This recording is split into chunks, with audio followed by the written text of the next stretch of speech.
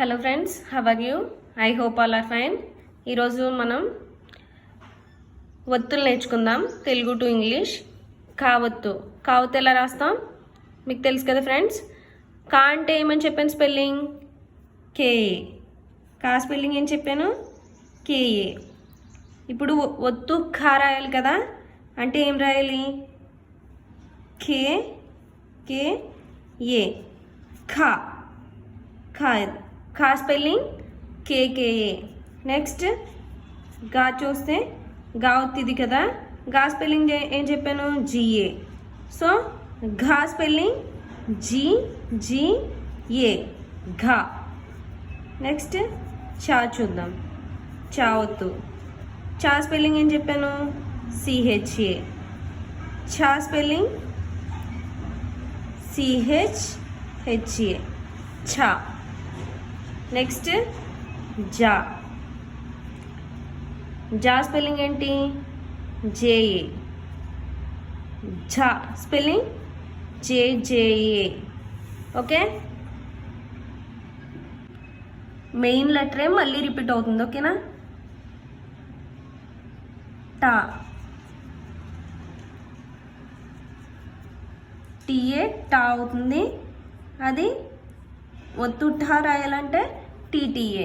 అలా మీకు అర్థమైంది కదా ఫ్రెండ్స్. కొన్ని వర్డ్స్ రాద్దాము వీటిని యూజ్ చేసి. ఇప్పుడు అక్క. అక్క అనే వర్డ్ ఉంది కదా, దీనిలో ఆ అంటే ఏ అని చెప్పాను. ఖా అంటే ఇక్కడ ఏమని చెప్పాను? కేకేఏ కదా, అక్క స్పెల్లింగ్. ఓకేనా?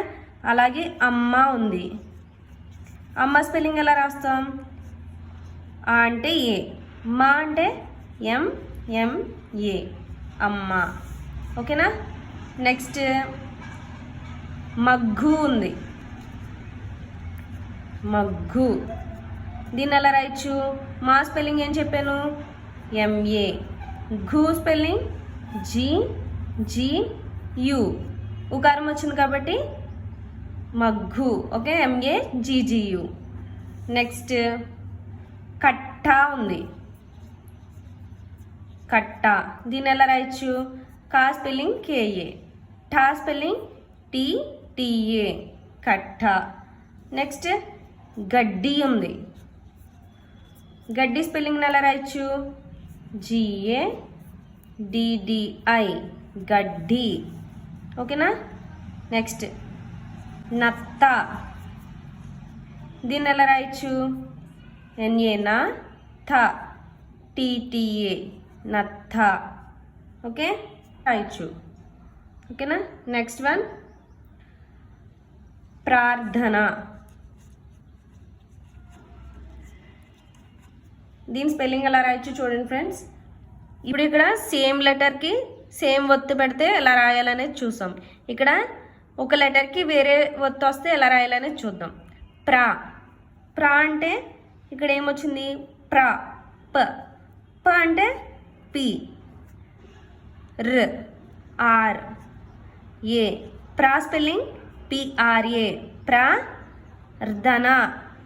ఎలా పలుకుతున్నాం? మన ప్రొనౌన్సియేషన్ బట్టి స్పెల్లింగ్ రాయగలుగుతాం. ఓకేనా? ప్రా పిఆర్ఏ. ర్ద. ర్ద అంటే ర్. ర్ వచ్చింది కాబట్టి ఆర్. ధ. కింద వత్తు ధ వచ్చింది కదా, డిహెచ్.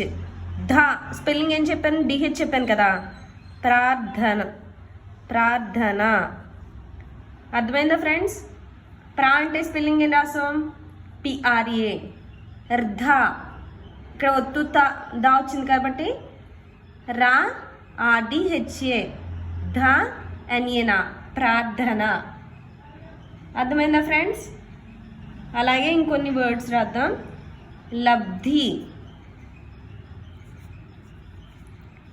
లబ్ధి అనే వర్డ్ ఉంది. దీన్ని చూడండి.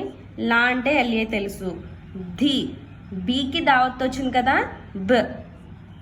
లబ్ధి. ధి లబ్ధి. అర్థమైందా ఫ్రెండ్స్? ఎల్ఏబి డిహెచ్ఐ, లబ్ధి. నెక్స్ట్ అన్నం అనే వర్డ్ ఉంది. దీన్ని ఆ అంటే ఏ, నమ్. నా ఒత్తు వచ్చింది కాబట్టి NNAM అన్నం. అర్థమైందా? ప్రకృతి అనే వర్డ్ ఉంది ఫ్రెండ్స్. ఈ వర్డ్ని ఇంగ్లీష్లో ఎలా రాయొచ్చు? ప్రా. ప్రా అంటే ఏం చెప్పాను? పి రా RA ప్రా. క్రూ క్. ఇక్కడ కా వచ్చింది కదా, క్ రావుతో వచ్చింది. క్రూ కదా ఇది. క్రూ స్పెల్లింగ్ ఏం చెప్పాను? KRU. ప్రకృతి TI ప్రకృతి. ఓకే, నెక్స్ట్ పచ్చని. ఈ స్పెల్లింగ్ ఎలా రాయొచ్చు? PA పా, చ CHHANI పచ్చని. నెక్స్ట్ ఇంకేం వర్డ్ రాయొచ్చు? చెట్టు ఉంది.